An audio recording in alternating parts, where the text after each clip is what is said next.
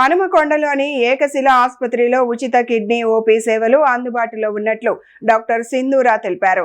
Urology నిపుణురాలు MS M C H urology doctor Sindhura మాట్లాడుతూ sugar మరియు బీపీ పేషెంట్లు తప్పనిసరిగా తీసుకోవాల్సిన జాగ్రత్తలపై అవగాహన కల్పించారు.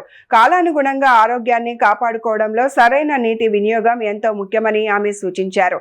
ఎక్కువగా ప్రయాణాలు చేసేవారు, అలాగే ఉద్యోగరీత్యా ఎక్కువసేపు కూర్చునేవారు తగినంత నీరు తీసుకోకపోతే మూత్రపిండాల సమస్యలు వచ్చే అవకాశం ఉందని హెచ్చరించారు. ప్రతి వ్యక్తి రోజుకు 3 నుంచి 4 లీటర్ల నీరు తాగాలని, దాహం లేకపోయినా నీరు తాగడం అలవాటు చేసుకోవాలని ఆమె సూచించారు. కిడ్నీలో స్టోన్స్ ఒక్కసారి వస్తే మళ్ళీ 5 years లో 50% ఆఫ్ ద పీపుల్ కి రికరెన్స్ ఛాన్సెస్ ఉంటాయండి. ఎందుకు అంటే చాలా థింగ్స్ ఉంటాయి. ఒకటి జెనెటిక్ ఉండొచ్చు, లేదా ఆల్రెడీ ఒకసారి ఫామ్ అయిన వాళ్ళకి ఆ తత్వం ఉంటుంది లోపల, డిహైడ్రేటెడ్ స్టేట్. సో ఇలాంటి కండిషన్స్ వల్ల ఎక్కువే ఉండొచ్చు. కొన్ని జెనెటిక్ ఫ్యాక్టర్స్ వల్ల వాళ్ళ పిల్లలకు కూడా వస్తాయా అని అడుగుతారు. కొంత శాతం వరకు రావచ్చు, కానీ ప్రతిసారి ఉంటుందని గ్యారంటీ ఏమీ ఉండదు.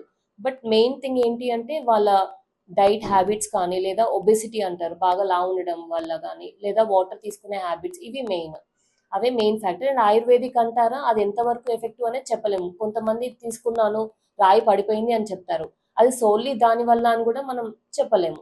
మేబీ వాటర్ ఇంటేక్ ఆ టైంలో ఎక్కువ ఉండడం, అది కూడా హెల్ప్ చేసి ఉండొచ్చు.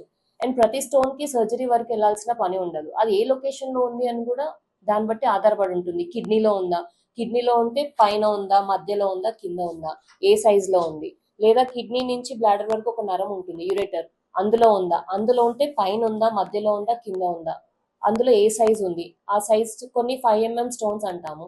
దానికన్నా తక్కువ ఉంటే కొంచెం పడే ఛాన్సెస్ ఎక్కువ ఉంటాయి.